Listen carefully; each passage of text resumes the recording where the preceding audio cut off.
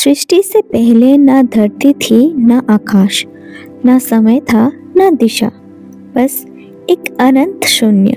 पर उस शून्य में भी कुछ था, ब्रह्म, वो चेतना जो सब कुछ थी और फिर भी कुछ नहीं, वो इच्छा जिसने सोचा एक से अनेक हो जाऊं, और उस विचार से ब्रह्मांड जन्मा।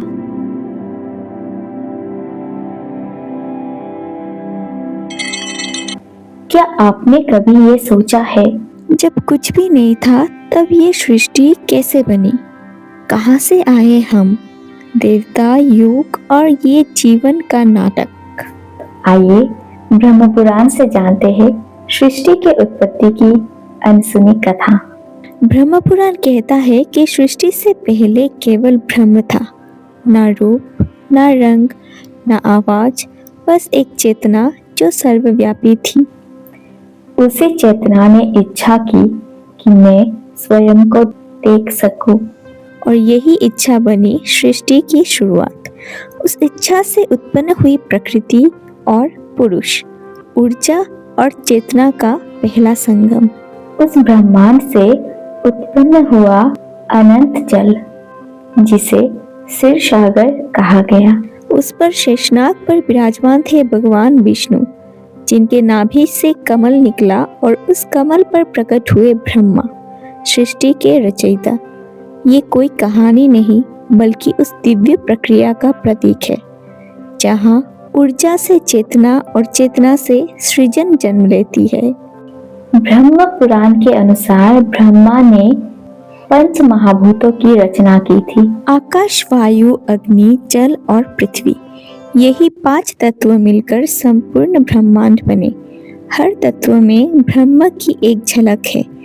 जब अग्नि जागी तब ऊर्जा जन्मी, जब वायु बहा तब जीवन आया, और जब पृथ्वी बनी तब स्थायित्व आया। ब्रह्मा ने सृष्टि को 7 लोकों में बांटा: भूलोक, भूलोक, स्वर्गलोक, महलोक, जनलोक, तपलोक और सत्यलोक। हर लोक एक चेतना के स्तर का प्रतीक है। जो जितना शुद्ध, वो उतना ऊंचे लोक में निवास करता है। यही कारण है कि मानव जीवन का लक्ष्य है अपने कर्मों से ऊंचे लोकों की यात्रा करना।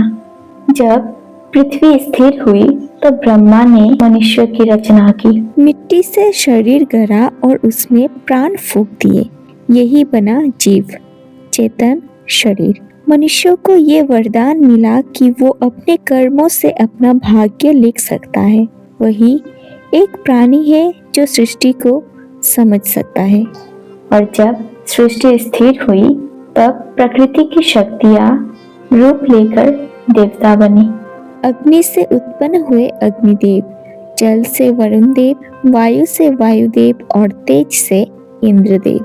देवता केवल आकाशीय जीव नहीं, वे हर तत्व की ऊर्जा है जो जीवन को संतुलित रखती है।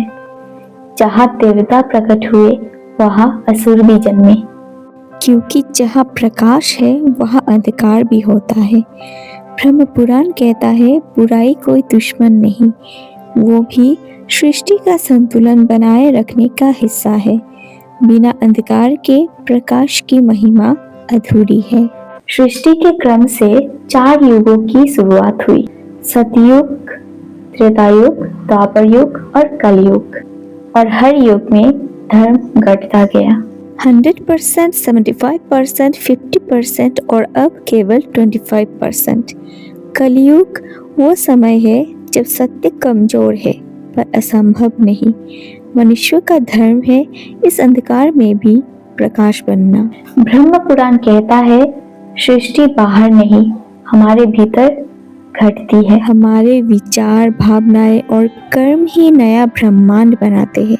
जब हम ध्यान करते हैं तब भीतर वही ब्रह्म प्रकट होता है जो सृष्टि का स्रोत है।